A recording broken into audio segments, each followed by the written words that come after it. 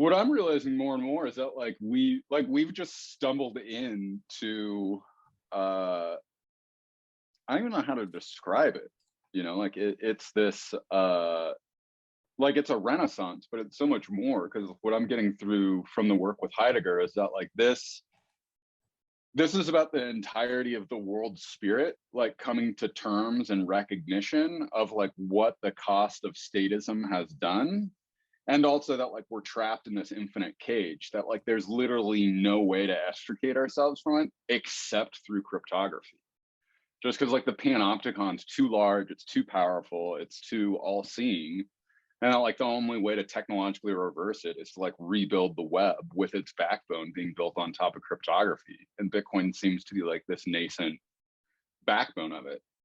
And I mean, Drew Banzel actually really influenced my thought in terms of thinking 200 years out, that Bitcoin has very little to actually do with a monetary and exchange policy, as much as it has to do with an energy transfer network. Because that's essentially what we're doing, is we're making energy transform from being this fiat lie into actually being fundamentally embedded through energy, which energy money is the thing that humanity needs if we're going to get into space, particularly if we're going to use these massive amount of energy to get ourselves out there. And so I've just been thinking more and more about how it's much more about this facilitative function for energy, and that because of the way all of these things bond up together, it opens humanity up to this totally new world that was never possible before Bitcoin, not just on the side of challenging and pushing back on the state, but creating this mechanism for us to actually have the market means to open up space exploration, which seems to be the next horizon of humanity. Yeah, I couldn't agree more. I mean, the state is just, a parasite that's leeching off of what otherwise could be a far more flourishing system of exchange and interaction and innovation and all that kind of stuff. So it's certainly not the end. It's more of a means to an end, to at least greatly reduce it, and then see what comes as a result of the system that takes its place and all that kind of stuff. It's it is interesting that it's it's almost a given that one of the highest ideals for our civilization is to go out into space. And I can appreciate why, and let's just forget the whole climate change disaster. We need a second, we need a plan B, but let's just assume it's because there's more, there's something of great worth or value out there. Don't get me wrong, I dig it. It's cool and I like to watch it, and it'll be awesome if my grandkids fucking vacation on Mars or wherever the fuck someday. But I don't know. It's it's not that much. I got a lot of questions from a curiosity standpoint. I'm super intrigued, right? But man, this world could be so fucking amazing if we just fix a few things. We live on a goddamn paradise planet. One of the things that's just blows my mind about this place, rain, it doesn't rain very often, but every occasionally there's a shower, right? An afternoon shower or something like that. And there's rainbows all the fucking time here. So I'm walking down the beach. There's a beautiful ocean breeze. The sun is out. The water is amazing. The beach is incredible. There's almost nobody on the beach. And then a fucking rainbow is just shooting across the sky. And I'm this is too amazing. How is it that this is the reality that we live in, And so it's funny. I have the same thing on the opposite side. Because I'm on the West Coast, same thing. I go for these walks on these extraordinary cliffsides. You might have seen some of the pictures I've had on Twitter. And this is what I do every morning. Is I go out and I go for a walk out of these bluffs, and I'll have these astounding views where I can see for 100 miles, and the clouds are coming in, the mist is changing, and rainbows. And yeah, I'm well, why would anyone want to sacrifice this? In addition to the fact that well, going to space is cool, but I feel this is the same liberal nonsense that's getting applied elsewhere. Oh, we'll go to space. And no, you're going to go to space as a fucking slave, and you're going to get cancer and all sorts of horrific shit. And humans weren't ever bound to be there. And furthermore, your stupid bullshit of trying to get off this planet to save it is the same idiocy of hey, look, well, let's make nuclear weapons to save humanity. What, you fucking idiots? which is like the gain of function research too. It's like, let's make the most deadly virus that humanity's ever seen to try to, oh shit, it got out, you guys. Dang. Well, it's also I like, saw a great thread what are too you that- hoping to find out there? Like, or more importantly, what are you hoping to find that's could even be conceivably better than than what's available here? Maybe Well, there's like, something. I think that's sort of the irony, is to like go look around everywhere in the fucking solar system to be like, turns out like Earth was like a pretty great place for like people to be, you know? Yeah. And I also think it's dangerous that, because to me, like the other thing about space that's so important is like, space is the final frontier of war. And like, that's fucking scary to talk about, but like, particularly in our state-based totalitarianism thing, that like, in my mind, we have to get into space simply so that, to essentially like front run and get in front of the ability of states to essentially put nuclear weapons up there and start fucking with each other. You know, like I guess the best I can hope for is like an Ender's Game sort of reality where some space entity presents itself and goes, look, give us all the nuclear weapons and like we'll be in charge of it in space, like moving forward, because like you people are all fucking morons. Whether or not that happens, like I don't know, but I also know that like where we're at today, particularly with COVID and the state and totalitarianism, the panopticon, it's very clear to me that things are accelerating in a very dramatic way. In addition to like, this is an extremely unique position that humanity's ever been in. Like I very sincerely believe that the direction we're moving, we're talking about an actual existential threat to humanity itself. And like that, because like the big thing is like, just before you go on with the big thing is, let's just roll into this, you know, because right. I feel like do you want an intro or anything? No, I feel like we're into it now anyway, so we might as well just keep going. But I just wanted to let you know that now we're into it, so go on. We're going. Okay, yeah. We're going. So like a great example is the Chinese genocide of the Uyghur people. To me, like this is such the quintessential genocide, because like it's not about killing people, it's about hollowing them out. It's about obliterating their culture and creating these free bodies, not like in terms of freedom, but in terms of like they're vacant, they're almost empty, like puppets vessels that can be occupied. You know, and to me, like this is what the totalitarianism of the panopticon is about. And like this was the first example that truly captures how powerful it is, because very different from the Nazi genocide of just trying to eliminate the Jews, and very different from, say, the Serbian genocide of like, let's just try to like rape out all of the Muslims. This is, in my opinion, a much more horrific and final creation of what the panopticon wants, is to be able to watch everybody all the time for whatever reason it wants, abduct them, put them in re-education camps, destroy any idea of culture, sovereignty, individuality. And I think that's where we're going. And that's sort of what vaccine passports are about, because it's not only is it not about the vaccine passports, but to me, the bigger one is that you now have a segmented population that will not comply.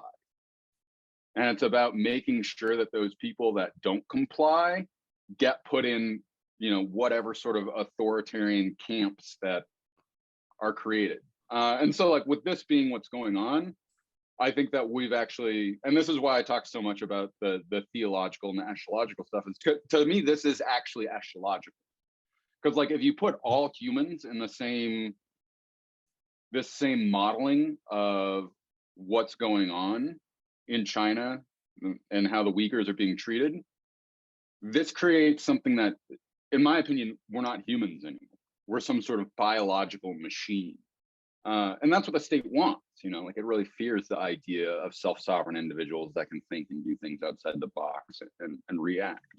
And again, now it loops us back to like Bitcoin and why it's so important. Is, to me, this is literally messianic, because I can't think of anything else that can realistically resist the capacity and ability of the state. In addition to like, I'd like to connect the fact of 3D weapon printing and cryptography, and the way that there's a deep relationship between these two, and the way that like these two things together can kind of self-propel a revolution that's beyond revolutionary, messianic, in that it changes the entire framework of how statism operates. Mm-hmm. Naturally, I have a lot of questions, but one of them, in terms of the current time we're in, and like, I think there's a lot of blame to go around, but do you think that, and I know it's like, well, it's inevitable that there are a variety of agendas at play, right? Everyone's playing to their incentives, and it may be the case that those with the most power and control in society have their own agenda, playing to their incentives, and largely responsible for many of the things that we would be critical of today. But do you think that there's some like malevolent intent there, or is it some kind of unconscious, improperly oriented animus, like an energy, almost a possession of some kind, that's fostering this perception that you articulated in how these people might view other people, and how they therefore might want to control or manipulate them? Like, do you think it's deeper than simply political and economic agendas, and it's actually fundamentally how you construe your world and how you see the other? Absolutely. Yeah, it's the latter one, and I'd say it's almost a subconscious. It's pretty much viewing the world from this fear-based and terror stance that like actually manifests from that viewpoint. It's sort of like staring in the abyss for too long, the abyss stares back into you. And so I think that people that are engaged in all these things, like, Anthony Fauci, for example, like, I think all the shit he said, he sincerely believes. That he thought, tens of millions of people were going to die and all this kind of shit. And that if we don't implement the panopticon and vaccine passports, that all this crazy shit will happen.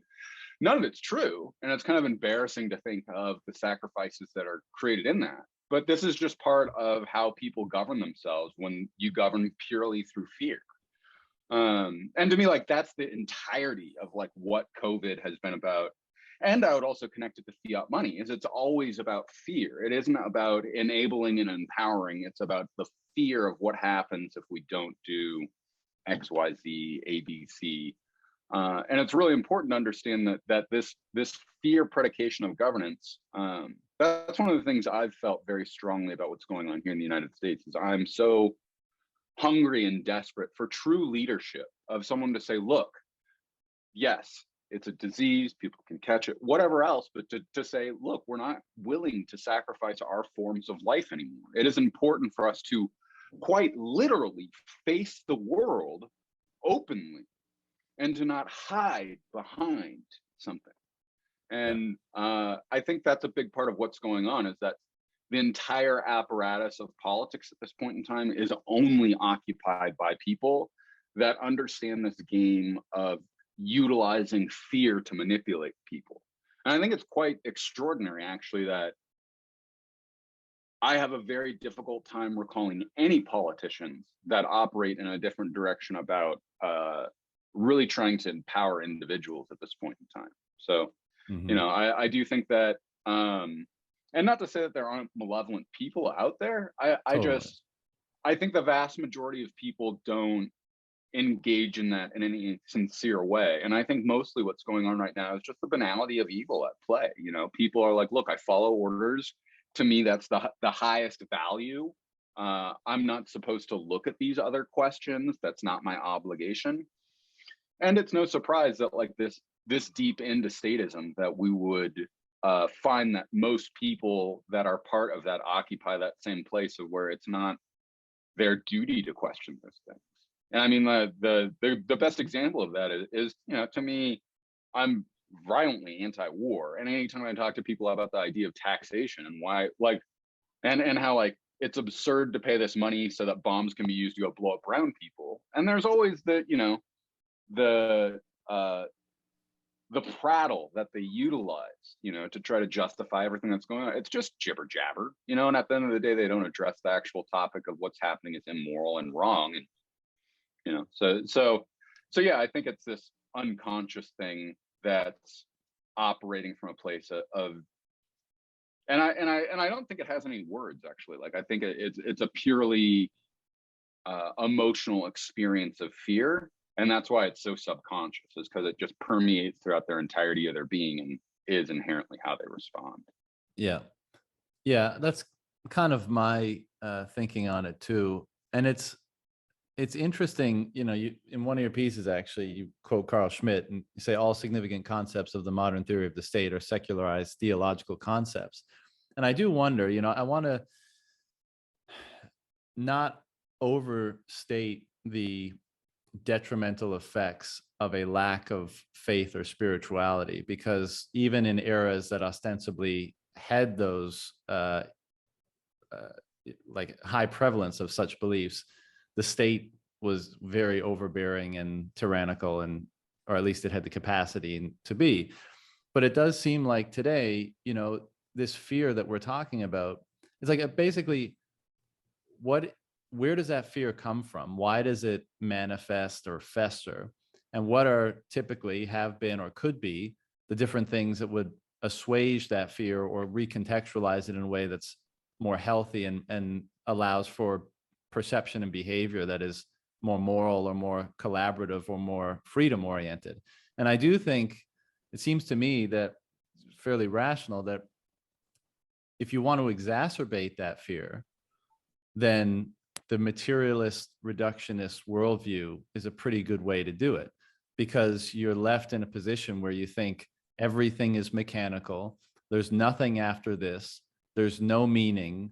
And so basically, you know, this is my one shot, and there's no higher order to derive wisdom from. So therefore, this is one shot, and I'm the final arbiter, basically. And those two things taken together, I feel like instill an incredible fear of death, and two, leaves the door very much ajar for each individual to become and want to become a tyrant, because there's no higher authority. Let's say it's all a competition or battle for the authority to be invested in individuals. And I think, you know, the modern construction of the state seems very reflective of that to me. So this is why I think, you know, I've framed it in this way before, in that, and this will be very unappealing to some people, but there does seem to be a spiritual battle happening here as well, you know. And you just referenced that to a certain degree, and you have in your work as well. But what's your take on, if we agree that a lot of the seeming malevolence that's emerging in the world today, or that's prevailing, dominating in the world today, comes from that fundamental fear rather than, let's say, the antithesis, which may be love or some allegiance to something higher, something more comforting. What do you think is, where do you think that comes from? And how do you think it's manifesting? Or what do you think it's manifesting? Well, I think we've inherited it, and there are several kind of successive generations of the inheritance of this, you know. And I think Nietzsche was the first to really hit the nail on the head with the death of God. And to be clear, like, he wasn't talking about, you know, like, now there is no longer actually any God. He was talking about the entire worldview of the way that we were able to approach reality. Now we had slayed God in that approach to reality, and we had replaced it with this scientificism, which is great. You know, we got tons of shit from that mode of thinking. But as he also says, I think it's in the Gay Science 126, where he references the death of God. He also points out that, like, this has unchained us to the horizon. That, like, now we go into this sort of physics and mathematical view of the world, of where the Earth is no longer the center of the universe, and, you know, everything changes according to that mathematical and physics sort of worldview, which then, you know, initiating from where Nietzsche was when he wrote that, you know, we went through several imperialist wars, and then to the, you know, the actual Great War that then led into World War II. And all of this was part of a catastrophe of both this death of God, but taking science as this thing that could do, you know, horrific crimes against humanity on untold scales never before seen or experienced before. And now, like, we're 70 years past that, where like we've fully taken on this nihilistic viewpoint of all the things that you've talked about. And I think it's really funny because like we're obviously like fucking miserable, like so utterly miserable. Including even like in the most selfish, deepest acts of like, you know, I got like 3 hookers and a shitload of blow and I'm just like drugged out of my fucking mind. And like this is just like so far away from the transcendental experience of like the love of God. Yet like this is sort of the panic that we have towards all that shit. And I think it's really unique and interesting because like this is the conclusion that we get from a nihilistic viewpoint, where the state has assumed for itself the right and role to be a god. It assumes the right and role to have rights over people's bodies, over their minds, over the things that they say. And it's literally put itself in place of God. And there's a whole bunch of people out in the world who regard it as such, you know, like that's why it's okay for the United States to blow up 30 children at a wedding party. And, you know, like no big deal. They're God. They can do that. They're, you know, and I think that, you know, while I think a lot of the world has swallowed that, I think there's this whole other portion that can't even take it. You know, like it's such a cruel and despicable and deplorable world that, you know, I think it was this last year that like between the 18 and 50 crowd, the only thing that killed more people than self-suicide in 2021 was drug overdose. You know, like it's extraordinary to think of the amount of true suffering and deep suffering and unspeakable suffering that's happening because of this lack. And with that being said, it's also extraordinary that like in the depth of all of this and in the darkness and the evil, that like out of the darkness, this ray of light shines, that like somehow Satoshi Nakamoto like had this immaculate conception of like what is Bitcoin. He was able to deploy it, get it out to people, get the network going, have it not get destroyed. To me, that is a literal miracle that he was able to do that in this day and age in the way. And because like think of all of the things that could have gone wrong, all the places that he could have fucked up his forward secrecy, that Hal could have not participated, none of the cypherpunks could have got it, that there could have been a 51% attack that destroyed the network, that 3-lettered agencies could have discovered this early on and did that. All this shit. And somehow it didn't happen. You know, and then there's people that are like, well, Satoshi could be one of these 3-lettered agencies. And sure, but even if he is, we still have all of the first principled shit that we can build out from. And to me, like, that's what's so important, is that this was about allowing a form of thought entering into the world that was created from first principles, that actually proves that like man is a decent person, and that using asymmetric cryptography in order to interact with this metaphysical other helps to open an entirely new world, because we're able to ask, what does it mean that my being in this world where evil seems to reign supreme, and that nihilism of this kind, that it can't seem like there can be a God with this sort of horrific shit going on, that within all of this, we can be delivered this new mode to store our wealth outside and beyond these powers of evil and wrath. To me, that's messianic. The fact that even if the state chooses to destroy me, you know, like they can't have my wealth.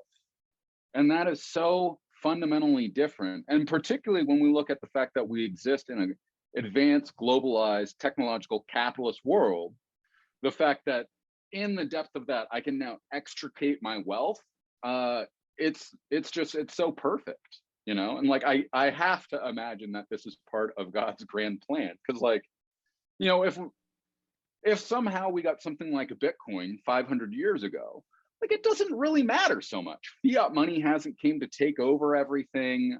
There's still an ability to actually like push back against the state through the power of the purse, you know? And so it was only through extreme fiatism that Bitcoin would actually have its full capacity of power. And to me, like, that's so extraordinary. You know, like I don't even think, I think even if we had somehow managed to stay on a gold standard all the way till now, Bitcoin would not be nearly as substantial or powerful as it is today. And that's really important because it, and then the secondary irony of Bitcoin is that, like, from first principles, it has all of this cryptography, which is like the thing that allows for us to disable the panopticon in the most powerful way. So I think all of these things are really important from a first principled standpoint, and this recovery from authoritarianism to truth. Yeah. I want to come back to a lot of that, but I want to stay on the state and fear a little bit for a while. And keep in mind, we have unlimited time in this thing, so we can stay on any one of these things for as long as we want. But you know, we were talking about space exploration before we started, or maybe I'll include that in the beginning. But you know, it all, among other things, and I'm not like against exploration. It may indeed be like an inevitable human impulse, right, to extend the domain of the known, as it were. But it is, in a sense, also trying to like get as far away from the self as possible, right? Like, you know, as we're kind of talking about this, ignoring the fundamental drivers that are fostering our perception and therefore the culture that we contend with and our political institutions and all that kind of stuff. And it almost seems like the ethos or the mantra of modernity or technological materialistic innovation is just to keep complexifying and pushing outward, almost in order to avoid having to have the same sort of robust effort directed inward, because it's far more frightening, the inward, than the outward. And I do think that's part of the issue plaguing the world today. And, you know, you referenced how, you know, what Nietzsche said about the death of God and like, and the Enlightenment, and there was all this good stuff out of it because, like, look at all this great innovation and blah, blah, blah that came from it. But it came with a cost, right? But this is something I brought up in one of our previous discussions, but I don't think we've properly answered the question, to what end? Why is it good that we have more creature comforts today, that we live to be 80 instead of 60 or 50, that we can talk like this versus me and you got to walk 100 miles to get together and have a picnic together? Why is that better? You know, because we have this, the de facto narrative is one of progress today, especially amongst the more rationalist, materialist, reductionist sort of group, right? It's that like the human history is basically a linear line, and it's a few up and downs, right? Dark ages were a little bit of a stagnation, but it's basically been from the bottom left to the upper right of progress. And I'm not convinced that that's been the case. We tend to highlight, like, we look at the ways in which law may have evolved. We look at ways in which, you know, well, obviously technology or architecture or systems of philosophy or religious thinking or what have you. We impose our narrative of progress onto those things and say, see, that's progress. These are all the marking points of progress.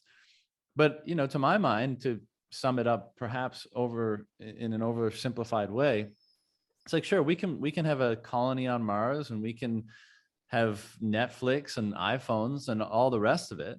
But to your point about how unhappy people are today, and the figures around suicide and drug overdoses and depression and all that kind of stuff, if our moment to moment experience of life is not better, and we will have to at some point define what that is, or at least attempt to, then how can we claim any kind of progress?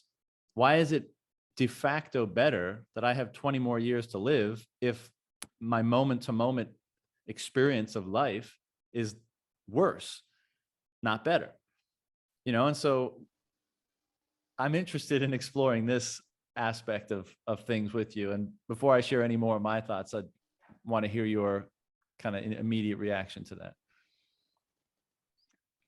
Yeah, I mean, like, to me, this is also why it's metaphysical, and why it seems to have such dynamic and immediate tensions, like essentially with truth about who we are and what we are. Is that, like, all of this idea of progress. It reminds me of Walter Benjamin in his thesis on history, which was the last thing that he wrote before he committed suicide because the Nazis had caught him. Well, he has in that this idea of, he has a painting from Paul Kleen called Angel Novelis, and it's very interesting because it's this piece of modern art, and the angel is moving away from something. And in the essay, Walter Benjamin says that this angel, his wings are caught in a gale of progress that makes it so he can't close them, and he's being blown through time. So the idea is that he's falling from heaven, and the way that his wings are open, the wind is pushing him through history, so his back is moving away as he's falling from heaven, and that this is the idea of progress, you know. And that's sort of what progress is. It's this catastrophe on top of catastrophe on top of catastrophe on top of catastrophe that we're told is quote unquote progress, because, you know, we live a little longer, we have more shit.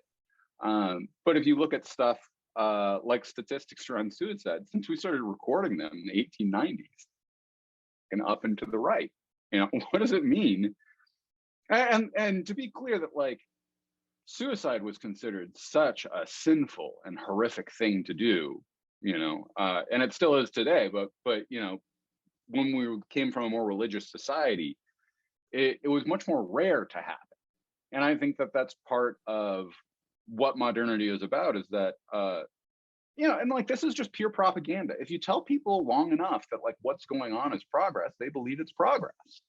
You know, like, I think that there's another ethical form where if you told people this, they would smash all your shit and they would physically attack you, and they'd say, fuck you, like, you're clearly trying to manipulate me and lie to me and force me to accept that. And that's part of the problem of where we're at today, is like, we're so deep in the world of sycophantry and guile and lie that, like, it's just a natural part of what we do as people. And we don't want to hold people responsible. We don't want to have them, you know, like, we all understand it. And to me, like, that's much more about a collapse of language than anything else. And that, like, we can't manifest or actualize anything we want to say, even if we mean it. And that's one of the reasons why, again, Bitcoin is so powerful, because it is this actual institution of cryptography that forces us to maintain the, you know, the commitments that we make, whether that's sending out a transaction or putting something in an OP return or whatever else. And it's extremely important to understand that now we have this relationship with technology, that we can actually enter into that relationship freely in a way that's never been possible before in all of human history, because this is really just about a protocol of liturgy towards our own wealth.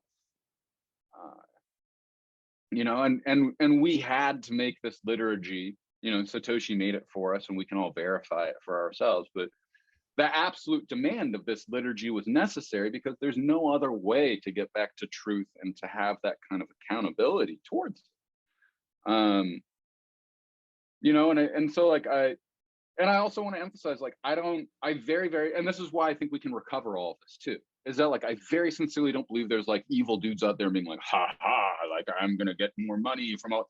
No, it's just, like, fucking lobotomized, you know, like, it's all these shithead VCs on Twitter who are like, we're doing the revolution with NFTs, and look, you can own it. And, like, they sincerely believe that. They think it's super great that you can, like, own an NFT and this is going to change the world.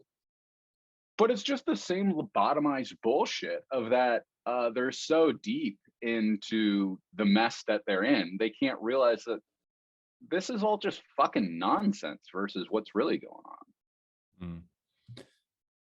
Yeah. So what, you know, one of the things that I feel, you know, especially today, a lot of people remark that, you know, history doesn't repeat, but it rhymes. And it seems like we always repeat the same mistakes of history, right? And all it takes is a slight change in circumstance for us to assume that it's different this time. And I think that illusion of progress is part of the reason why we continue to make that mistake, because we say to ourselves, no, we're better now. We're not as stupid and dumb as we were back then. Those stupid, dumb people who fill in the blank, did, believed, whatever. they believed in religion, they only used stone tools, they didn't have kale shakes or whatever the fuck, right? Like that illusion of chronological progress increases the propensity for us to fall to hubris in our assessment of the past and our propensity to engage in the same mistakes that we had done in the past. And I mean, it boggles the mind today to see there's not even that many differences. I mean, a lot of the behaviors, a lot of the rhetoric are identical to mistakes that we've made not even 100 years ago. And they're being made again in very rapid succession with very little pushback from the majority of people. And so again, like before we really dig into the meat of Bitcoin's role in all this, like I want to hang out and really discuss underlying and like explore underlying motivations. So for example, like Sure. back to that point about what is progress, what is worthwhile, what makes something worthwhile, how do we judge something as being, progress? And like that's a real tricky question. And I brought up this example on one of our calls also before, but I think we both share an interest in like ancient civilizations and all that jazz. And one that seems particularly paradisal to me, and of course I know it wasn't, but like just if you look at art and architecture and whatever we can derive from our investigation of history, like the Minoan culture seemed pretty sweet, right? It seemed like it was not a very warfaring or war-oriented culture. They lived on an island, of course, 2000 BC, lots of trade that seemed to be maybe what fostered peace. Everyone looked really healthy, wore cool clothes, had lots of amazing food. Like it looked like a pretty, badass culture. And on what basis do we just de facto assume today that we are more advanced in any other way than our technological implements? Right? Are we seriously like, if we remove it's a culture that's based upon fear. Right. That's my answer. It's absolutely a culture based on fear. Today, you mean? Yeah, and because of that culture of fear, we look at the Minoans, we go, oh God, like they could get diseases, or they could get sick, or they're gonna die before they're 238 years old. Like, oh right. God. And like it, and so like a large part of our society is based upon, frankly, callousness, and like and it has to be, because there's been this total closure of the world where, we now live inside of the cultivated garden, the box that they have for us. You can't wander off the trails because everything is so fear-based that we need to make sure that we're quote unquote safe. And to us, this quote unquote being safe is what progress is. And not to say that it's, and it's this lobotomized idea, because it, if you talk to, go back to these Minoan ideas and you go, hey, if you go into war and you lead your people, and right as the war gets started, you're stabbed in the head and gone. Like, what do you people think of that? They'd be like, oh, fucking glorious. Like I led my people, I like went to war, and like, then I, went off to the Minoan version of Valhalla. I'm like, fucking it, and like that. When you talk to people about that today, well, two things. One is that like modern war isn't war at all. Like it's just it's like hyper killing. And I think it's fucking hilarious when people are like, I'm a soldier and I'm super brave because like I shoot somebody from 500 yards away with my rifle. Like, fuck you, you're not brave at all. You're actually a huge pussy. Like, being brave is like going up in front of the guy that you need to kill and like locking eyes with him and like ramming your sword through him and like watching his life leave him. Because like that's what all of our ancestors did, and they honored each other with that form of war. And I think also, if you're like, hey, check it out, like here's your high-powered rifle that you can use to assassinate this guy from 2 clicks away, they'd kind of be like, this doesn't seem to be a very honorable tool. And this is part of it, because this idea of progress has disposed of everything else, because it's just progress in terms of this idea of like a classic liberal sense. And I want to be very clear when I use that, it's not a right-left liberalism, but it's the classic liberalism that manifested the nation state as we know it and a lot of Western culture. And specifically, our culture shifted with this death of God, of where it no longer wanted to be about achieving these high ideals through art and the Renaissance and all these other things, but it collapsed into itself because it became about the modernity of the state, how the state can become this welfare device, how it can provide health for us. And that's very troubling, because that shift of the state becoming God also became the shift that the state has responsibility for your body, for your health, for this idea of progress and what it demands as progress. And I would point out that like progress has happened absolutely from the perspective of the state. It's gathered, you know, it's infinitely more powerful than I think anybody in the 1800s could have ever imagined the state would be. And to it, it's progress. It sees more, it knows more, it quote unquote understands more, you know, and it's about all of this gathering of data.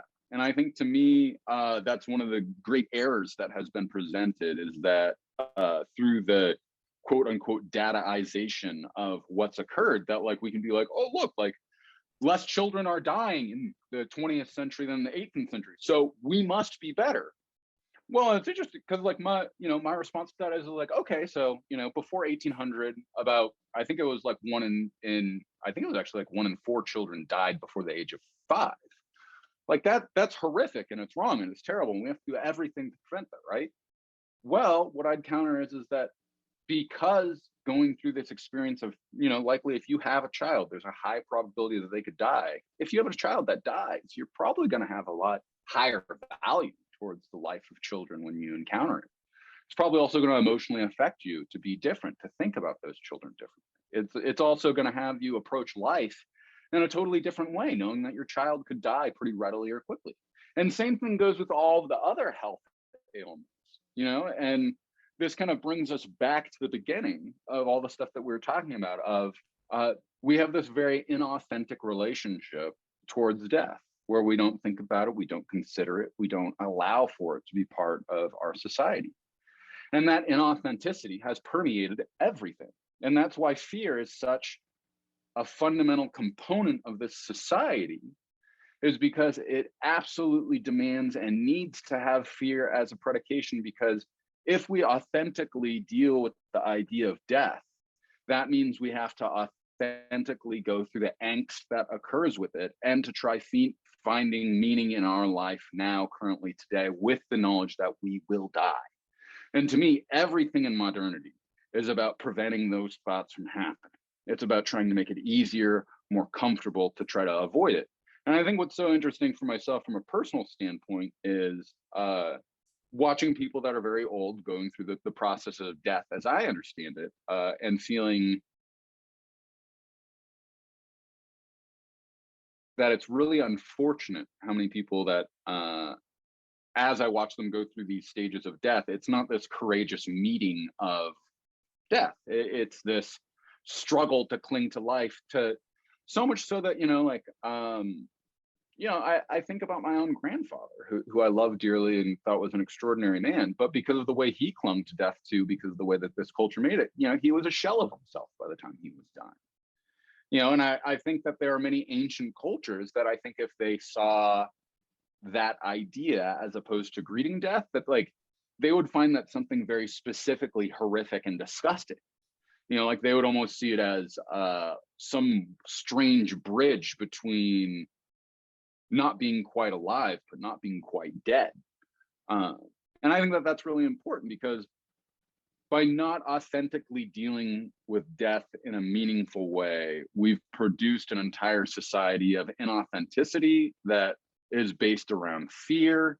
And because it's based around fear, it goes to authoritarianism, because it can't have any self-conviction of the self. Because if there is self-conviction of the self, you've dealt with the fact that you're going to die, and you can be authentic towards it, and that you can move through the world in that way. Yeah. A lot there. You know, one of the things that's interesting just on that point, before I go back to a few others, is I think that's why so many of the at least mystical components of a lot of historical religions or mystery schools, or however you want to characterize them, had as one of the most sacred rites was something that helped you Die Before You Die, as it's called, right? So helped you contextualize your mortality better, so that you can bring more life into your experience of now, and not have it be diluted or deprecated in some way by your fear of your inevitable non-existence, something like that. And that's why it was so critical, because if you are going to lead a full life and gain access to the good that life holds, that we're able to experience as human beings and conscious human beings, then you have to contend with that aspect of the inevitable trajectory of your life. And I agree that I think in culture today, we've neglected it so much to our detriment. And that is partially why there's so much motivation to fill life up now with things, and to avoid as much as possible that inevitable event on the horizon, which is our our individual extinction, dying. So we hold on to every last breath, and they jack us all full of tubes for 5 years just so we can live one more day. And for what? Right? For no real reason. And I think part of the reason why, one of the results of this primary adherence to this progress narrative is science. And I don't just mean like medical science, but science in all its forms, being seen as the highest good, being seen as the most worthwhile pursuit, being seen as the highest authority. And all of that, I think, leads to perhaps a consciousness that's more distracted, but not one that is more grounded in the perception that's going to elicit a joyous experience of being. And so off the back of that, I want to go back to the Minoan example, because I'd really love to get your thoughts on this. I mean, if we look at these two civilizations, I'm really curious to know, it's still something that I am exploring and working out in my own mind, but what is it that distinguishes the two in terms of quality, let's say? So is there any, let me see if I can find the right words for this, but what would you think is the qualitative difference, I guess, between if you were a person existing in that civilization 4,000 some odd years ago, or one in this one today? And the reason why I ask that question is because if this notion of progress is debunked in a sense, then I think that then the door is open for us to investigate and explore a redefinition of progress, and to explore what, if any, progress we're achieving. And I do want to move on to that next, and I have thoughts, but if we're kind of pulling this thread of like, who cares if we have iPhones and 20 years on our lifespan on average, let's say, if that life is more miserable, if, as you said before, there's less honor, there's less joy, there's less love, there's less meaning, then it's not progress at all, or that's a misuse of the term. It would be a regression of some kind. At least in my mind, it would be, because we'd be optimizing for the attributes or metrics that don't actually improve one's quality of life, one's existence, one's experience of consciousness. So I'm interested, like, what do you think in terms of qualitative differences between then and now? Great question. I think the primary one is going to be the richness of life that is taken upon when risk is inherently baked in to a life being lived. And I think that this is very important because, in the Minoan culture, like, you go out, you get malaria or something, like, now you're dead. Like that's just how it is. And I think that because of the fundamental risk that's at play, that there's a totally different form of life that's had that we're completely blinded to. And I think it's so hard to try to address this progress point when we're so embedded into it, because like we don't And this is part of the problem of language today too, is that like we're so deep into it that there's almost no way to try to extricate having a different perspective. And I guess to serve one of the examples is in modernity, like we can dataize all of this in such a way that we can go, look, like you're hitting every single point where like you're supposed to like be happy, that you're supposed to have progress. Well, like this is such an amorphous thing. And a great example is like I'm trying to think like the founder of Zappos, like he was a rich guy, had big community around him, lots of people. Like he lost his fucking mind and like burned himself alive in his house, and like there's so much suffering that's going on that like we can't grapple to with this data stuff, that like we don't include it or think about it because we can't grapple onto it or consider it, and like misery is such a great idea. Like how do you qualify what is misery? Like we can get all of the shit around it, but like I'm talking about the actual subjective experience of being miserable. And I think because in modernity we don't like have these data models to grapple onto that, that's one of the ways that we can sort of dispose of it with this idea of progress. And furthermore, I think that, to me, this is a part of the idea of like, what is your soul and what does it mean to you? And to most people, that's sort of this laughable thing because they live in the nihilistic world. And so I think in order to be able to try to debunk this idea of progress, we first have to debunk this idea that like there is no higher power. Because I think like if you can get through to that point, and when I say higher power, I don't even mean God. Like I just mean that like there is something that is beyond the state and is more powerful, and there's something that's non-sensual about this place. Not everything isn't as it meets its eye, and it isn't all materialistic. You can do with yourself whatever else you want with that, but until we dispel of the notion that the world is only material shit, I don't think we can ever address this issue of progress. Because at the end of the day, like that's what's happening, and that's why people are so fucking miserable, is because like our souls are suffering. We're not connecting to each other. We're not loving in the way of a gepa. We're not creating community. We're not and more importantly, we're not able to take on a fundamentally different form of risk because of the kind of thought that we have. I think probably the best example is the term risk we'll talk about in financial profiles. That's not an actual risk. That's something like risk is you incurring bodily harm that could destroy your existence in this world. And so I think these obfuscations of the idea of like what risk is exactly and how we deal with it is also part of this callous and fearful mindset of we always need to be trying to acquire safety, to try to get everything in a place where it's standing reserved for us if we need to try to grapple onto it and use it. And all of this has transformed the world in a really fucked up way.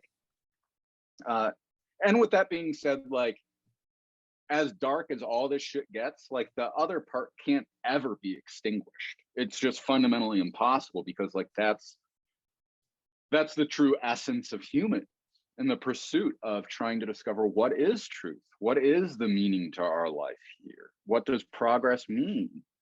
And I think particularly when we also divide the idea of progress of the whole of society from progress for myself. And I realize that like those have absolutely no relationship whatsoever to each other, with the exception of how it can flow out from me. But I can't get it from society. It has to be something that's discovered from within me. And with that discovery, because of how it empowers me, it can flow out from me. But the stuff flowing into me from this society and these ideals of progress, it can't create a positive flow. That's what I'm getting at here, is what is trying to define or discern or elucidate or gain clarity around what is progress. Because if we don't have that, then we're flying blind. Like, what are we orienting ourselves to, if not progress? And of course, as you just said, like there's the individual domain and then perhaps there's a collective domain. And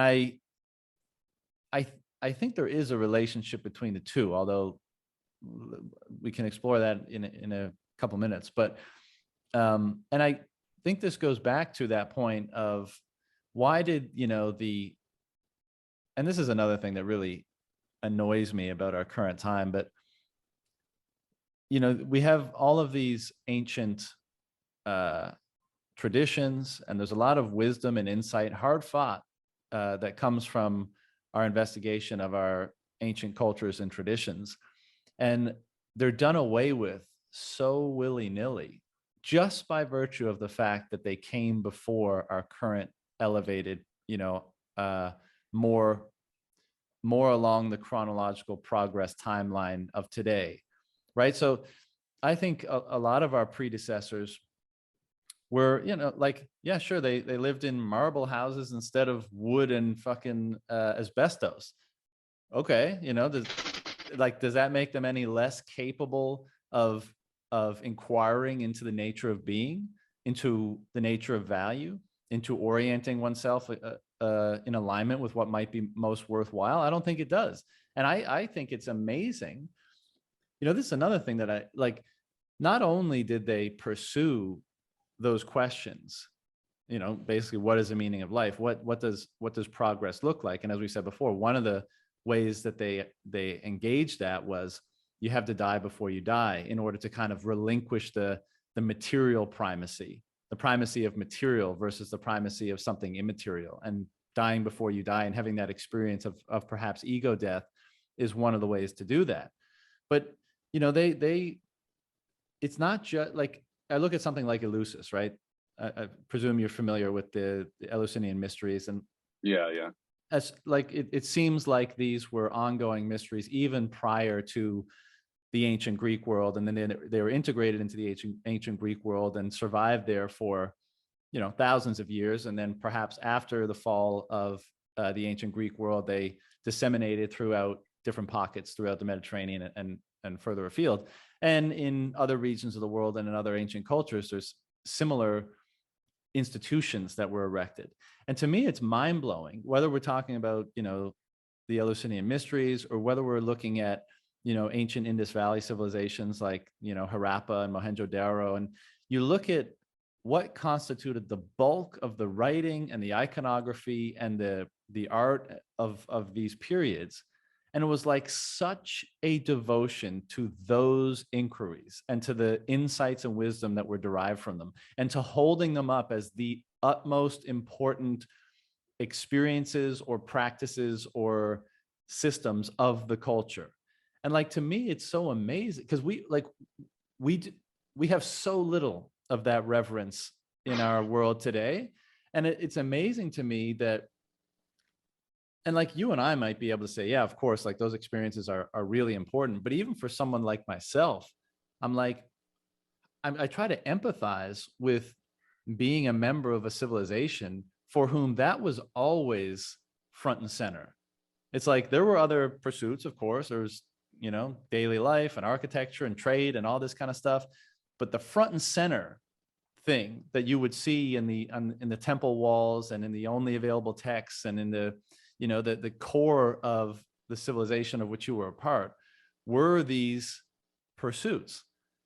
And it's almost amazing to me, given my assessment of human beings in the world today, that we did such a, fallible as we were and ups and downs as we had, that we managed to maintain the elevation of these inquiries for so long in so many regions in such a way, because we seem to today have dismissed them so thoughtlessly. Because again, I think those pursuits, ultimately, you boil it down, and they are trying to answer the question, what is progress? i.e., what should I be striving most for? What is the most worthwhile thing to strive for, to orient myself, my life around? What's the most worthwhile pursuit? That's what these are, these practices are basically, and these systems are trying to answer. And, we can definitely delve into what some of those answers were in different places in the world. But I think that's amazing that it was so preserved in its proper elevation, in my opinion, for so long. But I still wonder what the answer, like, let me phrase it this way. Are we any more advanced if we're going with this kind of definition perspective of progress today than we were if we were just two dudes hanging out eating figs on the corner, on the beach in Minoan era Crete? Are we by any valid measure more quote unquote advanced, or have we achieved any progress whatsoever from that time? So my direct answer is no. Actually, it's the exact opposite. Like we it's not progress that we've had. Like human progress is fundamentally and distinctly different from technological progress. And like that's one of the key problems. So when we talk about we're in a progressive society, yeah, with technology, not for fucking humans at all. I mean, like, objectively speaking, I can go, check it out. The technology we have, not only is it bad for us as people, like it's killing us, it's enslaving us, it's destroying the world, and it's opening up the existential threat to not only all of humanity, but all of biological life itself. Like, that is absolutely fucking bonkers. Like I talked to our fig eating friends 4,000 years ago and tell them that, they go, whoa, dude, like, who knows how any of that crazy shit could happen? But like the idea that people could blow up the entire world itself, like, get out of here, And like, it's really important to get that, because that sort of infection of our mind has bled into us. We've been taught that like this is what progress is, when it's anything but. And I think that the most ironic thing is anybody you talk to about this, if you could try to get them to move away from the mind and just talk about the actual feelings and experiences of their body towards thinking about that, I think almost anyone would acknowledge that this isn't like a fun, happy world of greatness and play and wonderful progress. I feel like there's a real truth that we know inside of our bodies and as our experience in this world, that there's something deeply, deeply, deeply wrong.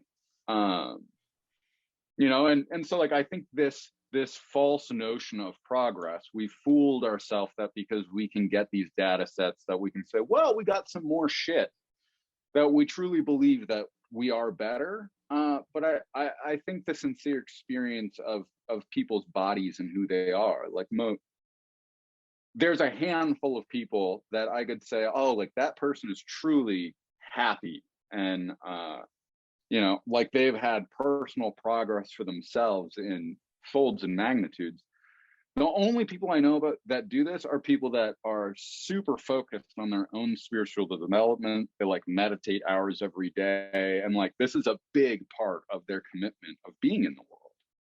And I don't think it's of any, it seems to be directly because they are focused on their spirituality and developing that for themselves individually and finding others to help them with that. And that's not, encouraged or cultivated anywhere in our society. And frankly, it's almost laughed at, and this goes back to the other conclusion of that, I got this from Leo Strauss. Like we're not even in Plato's cave anymore. Like we're in a cave, like underneath Plato's cave. Like that's how fucked up everything is. It's like, we can't even get to a place to see the shadows because we're underneath the cave. That's how fucked it is.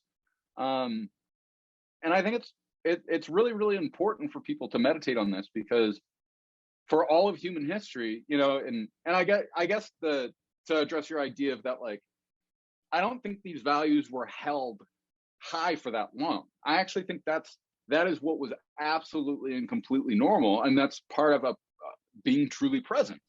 If you're truly present, you realize you're alive and that you're here and that this is a meaningful experience that you need to concentrate on and try to understand and explore. And like, that's not found anywhere in this society unless you go and actively seek it out. And so I think it's really, really important to realize that like we inherited a society.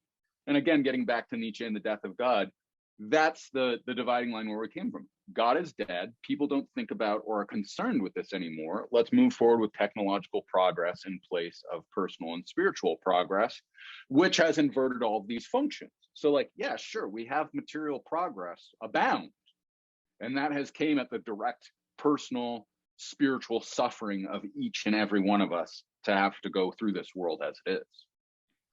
Yeah, this is somewhat reminds me of the Gnostic, and I guess most in my mind represented in the Cathar sort of philosophy of condemning the material world, right, rather than holding it up as perhaps we do today, but condemning it. And I'm not promoting that view per se right now, but just to say, like, I think part of the motivation behind that type of philosophy was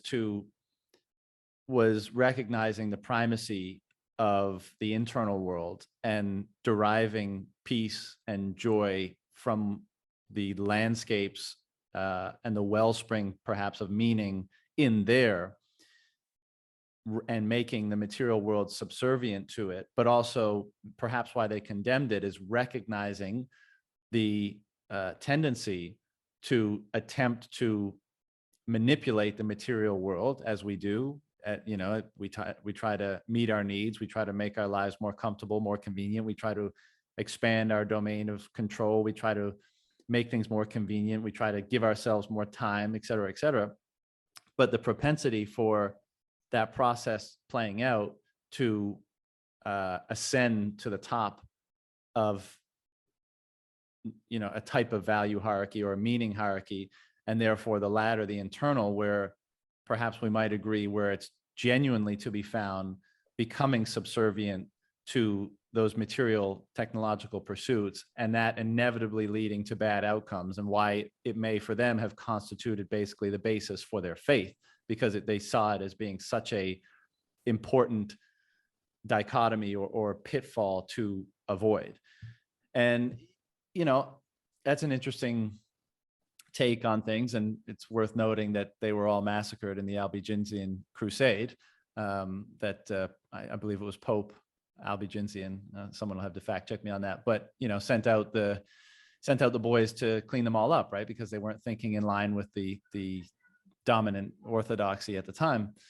But it does bring to light in my mind this question of, okay, if we kind of agree, for lack of a better term, that true meaning and true progress is to be sought and derived from within, and we'll just shelve for a moment the notion that we exist in relationship to our environments and culture. And so there is, in my opinion, a feedback loop there that has to be mediated in order to foster whatever internal state we're looking for. But let's just shelve that for a moment and say that we have this, we agree that that's where the nexus of ultimate value, let's say, is, and meaning is, and therefore should be the domain of our primary concern. But we also have this proclivity or tendency or impulse, perhaps unavoidable, to manipulate the outer world to conform to certain elements of ourselves. And it would seem that we try to manipulate the material world to conform to the areas where we're deficient, because otherwise, why would we do it, right? So we say, I don't like sleeping in the rain, or I don't, so I'm going to build a hut, or, I get sweaty all the time, so I'm going to build air conditioners, right? And so all those things that have their genesis internally, we then take the material world and we try to make ourselves less deficient vis-a-vis those discomforts, let's say. And then therefore we construct a world that is primarily based on what were once at least deficiencies. And then we inevitably just keep doing that to continue shoring up, addressing, or even discovering new deficiencies that our manipulation of the material world can alleviate. And so then we, perhaps as a result of that, we construct a material world that is primarily a manifestation or even a reflection of our deficiencies, rather than, the opposite of our deficiencies, right? The things that are, that, for lack of a better term, we know and love about ourselves, or that we have under our own control and dominion and we're at peace with, for example. And so that makes me think like, well, why is it that we have this impulse to manipulate that world? Let's say that maybe that's one of the pitfalls, but does that mean that it's condemned entirely, as in perhaps the case of the Cathars? Well, it's from the perspective of the modern world, it's really hard to say that, right? And maybe that's only because we're so attached to all the creature comforts of the modern world. I love air conditioning, I love Netflix, I love iPhones, it's all awesome. But as we've been exploring, are those the metrics by which to assess worthwhileness, of quality, of value, of progress? And if the answer is no, well, then what should the proper relationship to technology, i.e. our manipulation of the material world, be? And to me, there seems to be a potential answer to that question. And this is my long-winded way of posing it to you. Maybe it's the case, as we're evolving, we're apes, then we're Neanderthals, and there's a notion of participation mystique, which basically is describing the tendency or the circumstance of early humans to basically have less of an individual identity and therefore be more identified with the group, as in pack animals, for example. And as our consciousness develops, it individuates further. And as culture becomes more complex, it allows for more individuation of consciousness, because it allows for more things to ascribe and associate, a more complex array of things to ascribe and associate with your consciousness, i.e. allowing you to become more individuated. And so, and we, another side note on that is like, well, are the things that you associate with your personality really you, or is there something behind all those things that is quote unquote really you? But we'll leave that one for now, right? So is it the case that we're increasingly becoming individuated as a result of technology? And that's why the process, even though it can lead us astray, but that's why the impulse for that, the curiosity and the desire to manipulate the material world is seemingly inevitable, because it does lead to further individuation. And in my mind, again, with many pitfalls, maybe that's necessary for the further experience of liberation. And as I touched on very briefly in the piece I recently published, perhaps liberation is one of the primary values. The experience of liberation may be one of, if we're looking for an idea of progress, and let's say on an individual basis, maybe the experience of true liberation from your thoughts, liberation from your fears, liberation from your attachments, is one of the highest ideals. And it seems somewhat circular here, because you could say, well, wouldn't you almost have it by default as a result of that participation mystique, because you're not being drawn away or to or reliant upon all those material creature comforts? And the answer is probably yes there, but you're still too much bound up with the group. And so maybe our impulse for technology and technological advancement is to individuate ourselves more and more and more over time, such that we are more able to pursue liberation, which paradoxically unifies us back with the whole. If you believe in a kind of, unified, if you believe in the kind of a philosophy that ultimately everything is unified in some capacity. So, yeah, thoughts. So I think this is a place that there's a very interesting and unique division, is that I think this individuation through technology, I think that progress was once true up until we started to get into the digital era, and that all of this technology then became very much sort of this, I don't know how you describe it. It's kind of this panoptic, communistic thing that wants to actually like homogenize all people, make them all the same, and put them all together in the same way. But what's deeply ironic about it is that, like, with the actual achievements of cryptography and like the finality of what the web is, it actually allows for this like total recovery of like the full individual, like through like cryptography and anonymity. Like now there's this ability to be a total individual in a way that like nobody can touch or know or understand at all. And to me, like this is what's so metaphysical about all this, is that there's these extremely deep tensions and interplay. And this is one of them, of that, like through technology, we're clearly like achieving these like huge and monumental changes that like allow for us to be so much more powerful. But at the same time, it's very much capturing us and making us reliant upon us and having us be weaker. So much so that like now being produced in society today, like we are these sort of vacant bodies where like we're taught that we are useless and that, you know, like we can't do any of these things on our own. And I think it's so interesting because, you know, like these other societies that existed long before progress, you know, like, hey, I want a hut because I don't want to live in the rain. There were probably people like, well, you know, like we're going to sleep in the rain because like it makes us stronger or more powerful or more connected to nature or whatever else. And this is part of the viewpoint of modernity, is that this idea of like being comfortable is progress itself, when it doesn't also acknowledge that the creation of those comforts cuts off other things, you know? And I guess like another example would be, you know, like this way that we're so pedantic about trying to, you know, add more years to our life, and that like that's this ultimate quest, and like we can do that with technology and by bonding to it. But the truth is that that's removing something from us and ourselves and our relationship to ourselves. And so I think like this dynamicism of technology at the bottom is really interesting, because I think it sort of extends this promise to us of like, hey, we can make things easier, you can progress more with us.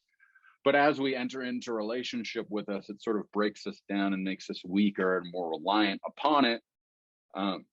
And like that could go totally into like a slavery kind of territory.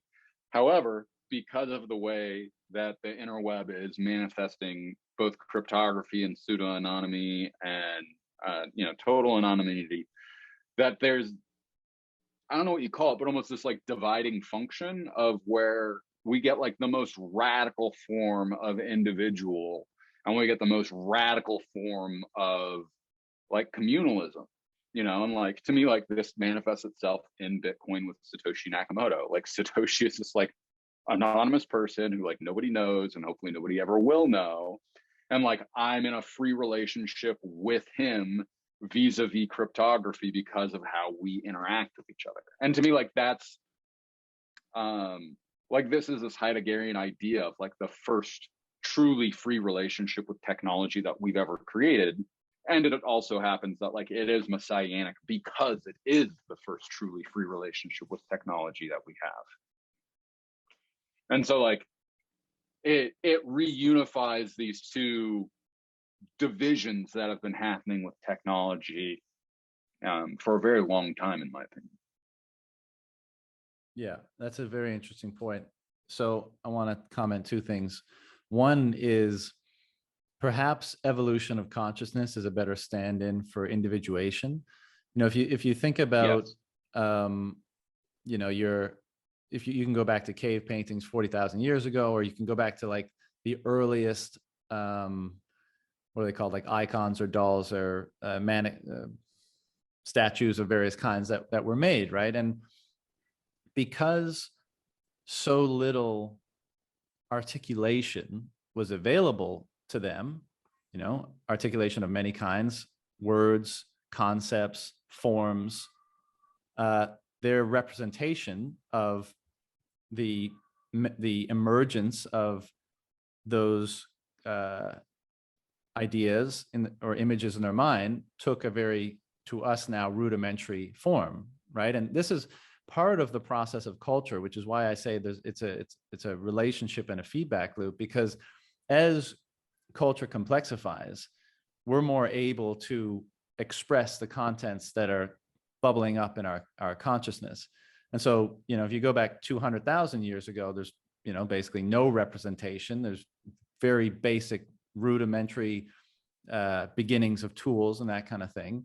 And as culture develops, we develop in tandem with it, and we end up using the languages and the images and the skills and the knowledge and all that kind of stuff to continue to investigate or mine the, ourselves, right? And we kind of, culture is both an externalization of ourselves and a means by which we can continue to do that, which, side note, is why it's so important that it's predicated on the right principles and systems, which right now it's really fucking not. And there you go. We have a culture that's not such a good feedback partner. But I think what you said there was really important. So there's always this.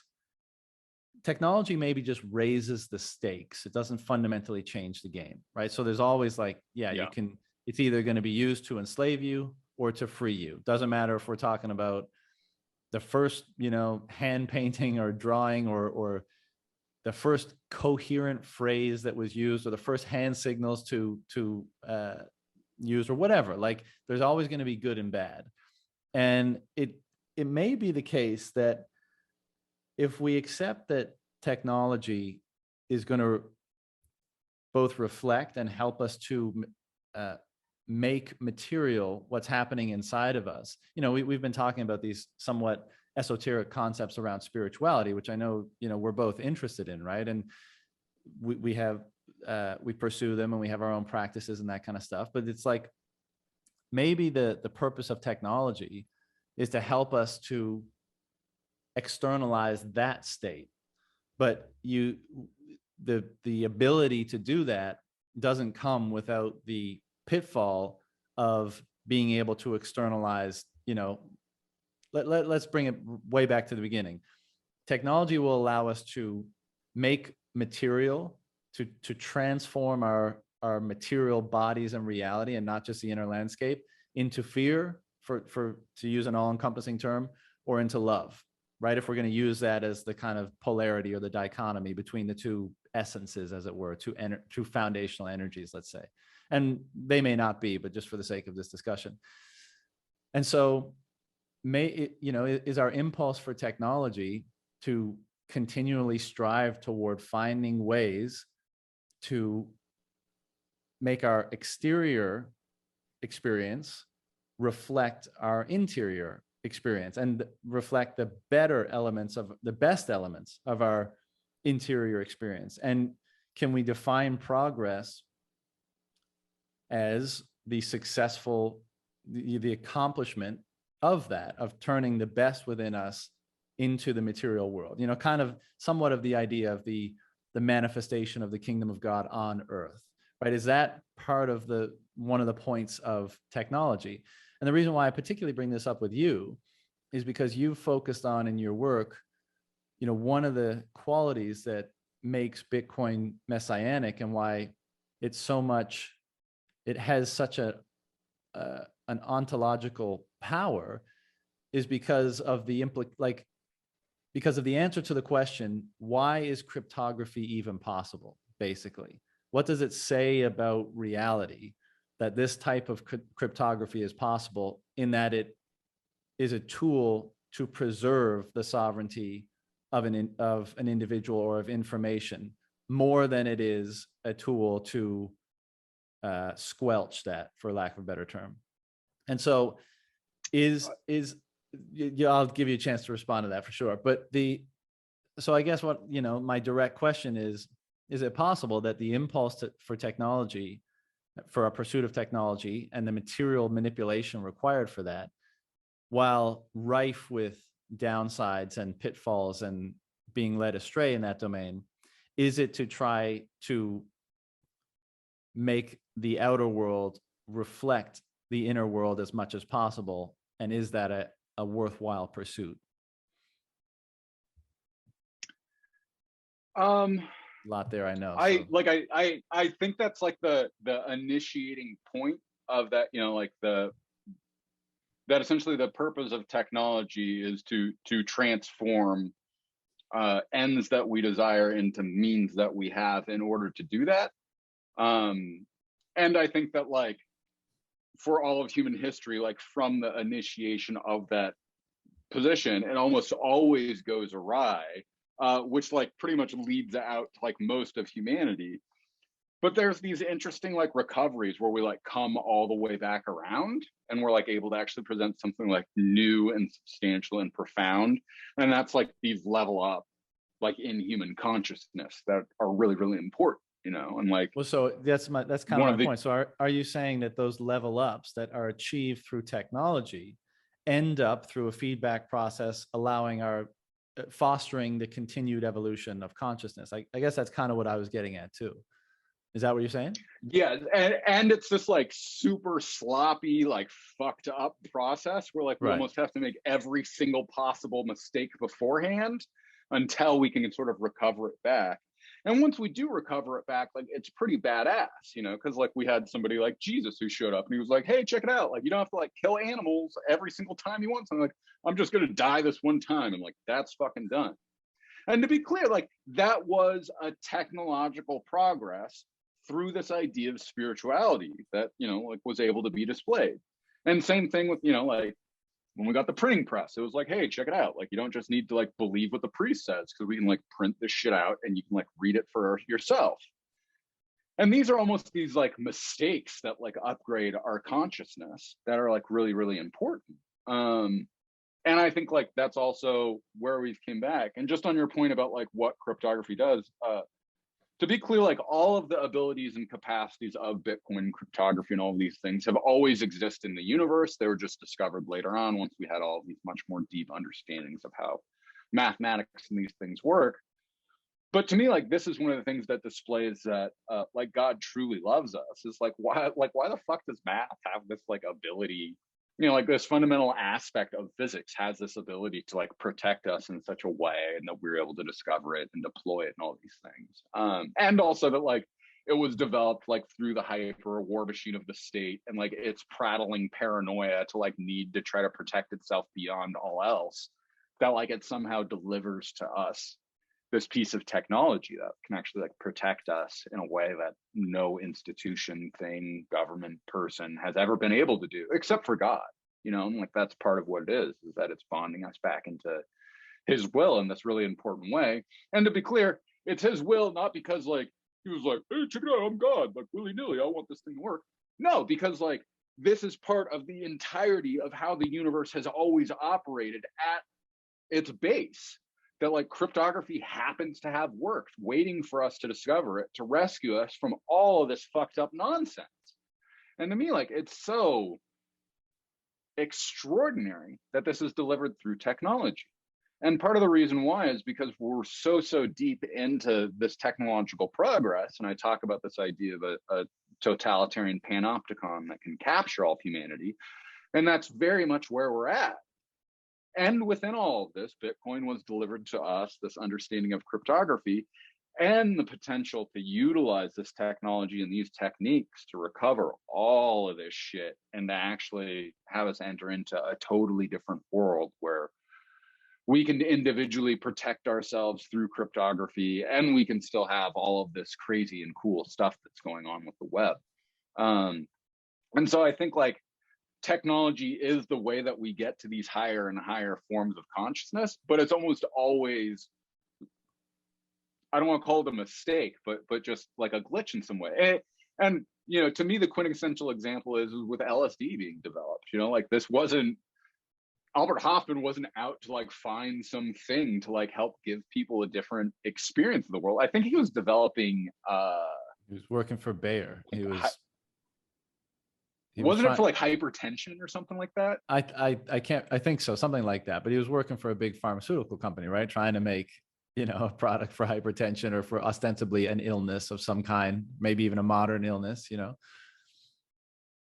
Well, he you know, he did discover something that helps with modern illness quite a bit. But to me, like this is sort of like the slapstick way that like this whole world works, and it very much reminds me of Dante's Inferno. That like this is just this fucking comedy, you know, like, and also like now we're like in the seventh layer of hell, and everything's like horrific and terrible, and God's like, hey, check it out. There's like this trap door that I like put right here at the very bottom for you to like get back out to the top when you want to.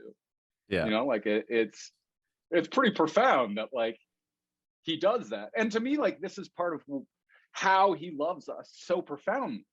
is like he doesn't just want us to arrive in the world that's great. Like he wants us to go through all of these motions to discover why there is reason about the world, you know, in the same way that you know, Abraham had to angst over the fact that God was asking him to do this thing that seemed unconceivable. And that's the human condition, you know. And for me personally, like I don't know what I'd do without Bitcoin, and it's not because of the money, it's because of what it's activated inside of me. It's this ontological process that we start asking about value and, you know, progress and meaning, and these things reflect in and affect us, and then it happens to other people too, which is fucking awesome and amazing and so wonderful to be here and to share in these things.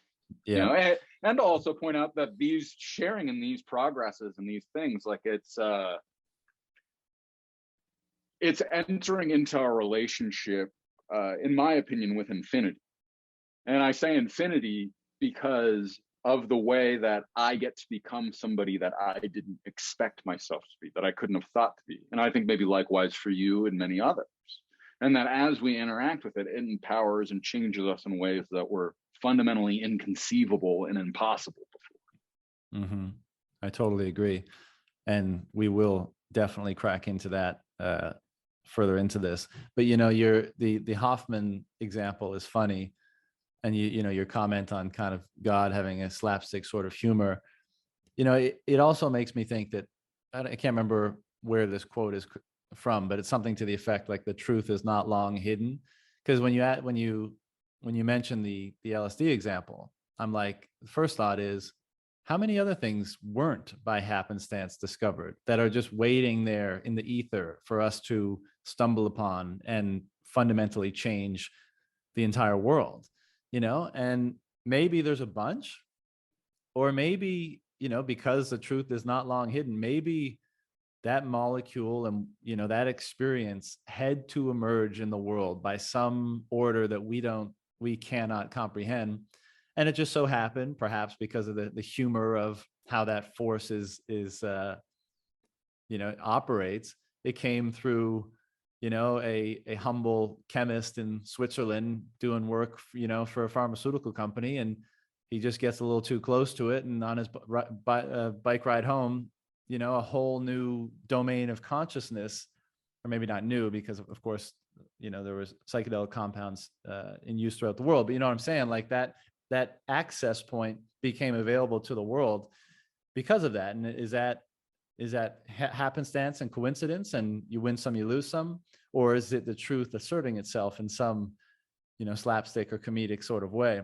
And the other thing I wanted to mention is, you know, you're talking about this process of technology and how, you know, it's messy, basically. That's the basic point. Like maybe we do inch forward to progress in some of the ways that we've been exploring, but it's so hard fought, and it's so messy, and it's so fraught with peril.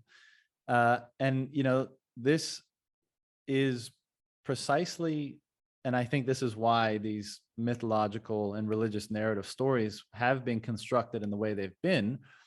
And this is effectively the argument that Eric Neumann makes, a former student of Jung and psychologist, and he looks at the mythical stories of various religions throughout time, similar to Joseph Campbell and, of course, Peterson's work, where basically, you know, the overarching structure is finding, let's say, usefulness, finding something that works, finding something that brings stability and order to your experience of reality for some, even if difficult to define, good, and then having that order become stultified in some way or become corrupted in some way, and then having it shift from being something beneficial to being something detrimental. And then the process by which that dynamic is updated is the energy, or in these stories, the regenerative hero, the Messiah character, who, rather than being the force of good order or the force of corruptive chaos that is playing out in this dynamic, is the one that optimally mediates between the two to make sure that they constantly have a method of updating so that we continue to move forward and not destroy ourselves, basically, so that we, even if we only gain an inch of progress every 10,000 years or whatever it is, like real progress, that is the state of consciousness or the animus or the energy or the idea that allows for that process to continue to take place in a method that serves us rather than destroys us, let's say. And it's just so interesting to me that, and I didn't intend to, weave it that direction today, although I've been thinking about these concepts a lot lately, but the veracity of that framing continues to emerge in my mind when we talk about these things and we try to ask ourselves these questions, like what is the purpose, the benefit of technology? What does progress mean? How is it mediated? How do we engage it properly?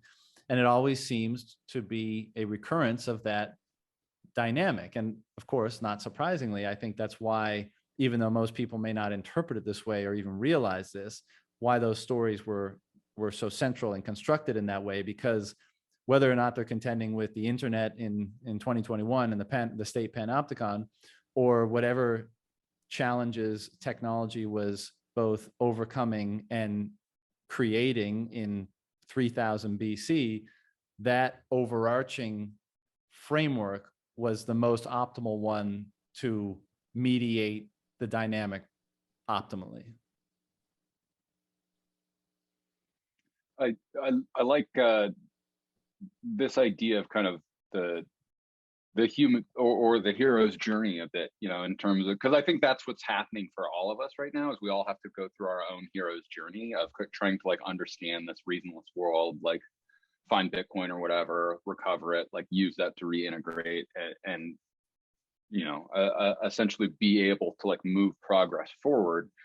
And to me, what's so interesting is that this has been a constant story repeatedly throughout all of human history. But again, I think that we're at this, really, in my opinion, this is the moment of humanity, because now we're dealing with these technologies and we're at such these extreme places that we're also dealing with metaphysical stuff. And I think that one of the biggest ones is with how big the world is, how many people there is, how much stuff is going on. It's really hard to say anything of certainty anymore.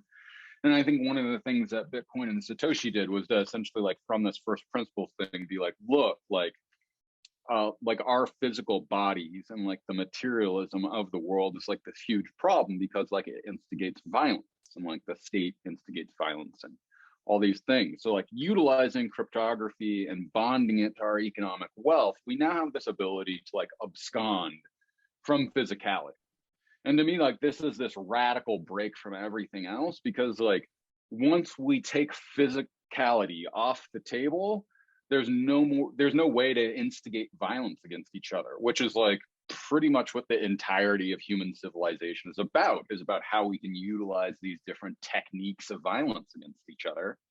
And what I'm talking about with the totalitarian panopticon is this is a form of discrete violence that's so powerful that it actually augments the entirety of life.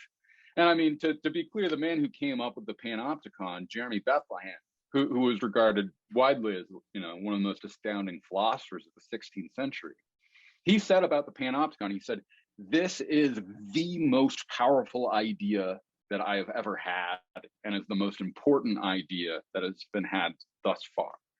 And I think that that's astounding, because he really recognized how powerful it was to have an apparatus that people couldn't tell if it was monitoring them or not, which is where we're at. And so in this progress, we have to deal with this exact question of how do we have privacy? How do we get to do all of these things with ourselves that, Bitcoin actually answers from this fundamental space and place that's so important. And also going back to about the slapstick notion of God, I absolutely believe, for me, that was one of the things in my own transcendental experiences with LSD that I got, is that I think God is the funniest, that's his entire mode of operation, as through this really slapstick sense of humor that's really extreme, so much so when we die, we're but God, how could you let the Holocaust happen. And I think he'd be like, what do you mean? How could I let it happen? Like, you guys are the ones who did all of it. And furthermore, if you didn't know about all the shit that happened in the Holocaust, like he has good reasoning for all of his stuff. And I mean, the Holocaust probably isn't the best example. I don't know how to explain it other than like in my personal life, like, and I think Gigi is one of the best people to talk to about this. Like, there are these serendipities and synchronicities that are happening far too often and frequently that are really funny and also extremely profound. And like, I don't know what to really do with that other than realize that like God just has this great sense of humor. And I also think that's like, frankly, like that's why Bitcoiners are finding themselves where they are. Like, I don't think any of us really had this strong expectation to like be part of the vanguard of this global, monetary revolution. That's like really about something totally fucking different from money. Which I'm convinced at this point, it's really about like the common wealth of what it is to be human. So